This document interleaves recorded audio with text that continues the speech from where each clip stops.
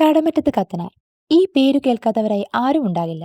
9-ാം നൂറ്റാണ്ടിൽ ജീവിച്ചിരുന്ന മാന്ത്രികനായ വൈദികനാണ് കടമറ്റത്ത് കത്തനാർ. തിരുവിതാംകൂറിലെ കുന്നത്ത് നാട്ടിലെ കടമറ്റത്ത് എന്ന സ്ഥലത്ത് ഉലഹന്നാൻ ഏലിയാമ്മ ദമ്പതികളുടെ മകനായി അദ്ദേഹം ജനിച്ചു. പൗലോസ് എന്നായിരുന്നു അദ്ദേഹത്തിന്റെ പേര്.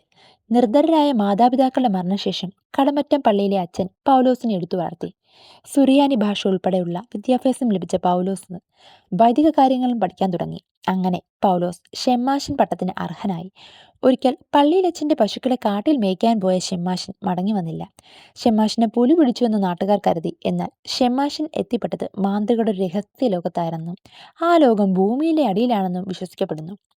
കുട്ടികളില്ലാതിരുന്ന മാന്ത്രികരുടെ തലവൻ തങ്ങളോടൊപ്പം ജീവിച്ചാൽ വെറുതെ വിടാമെന്നും മാന്ത്രിക വിദ്യകൾ പഠിപ്പിക്കാമെന്നും പറയുന്നു. വേറെ വഴിയില്ലായിരുന്ന ഷെമ്മാശൻ അതിന് സമ്മതിക്കുന്നു. നീണ്ട 12 വർഷം ഷെമ്മാശൻ അവിടെ നിന്ന് മാന്ത്രിക വിദ്യകൾ പഠിച്ചു.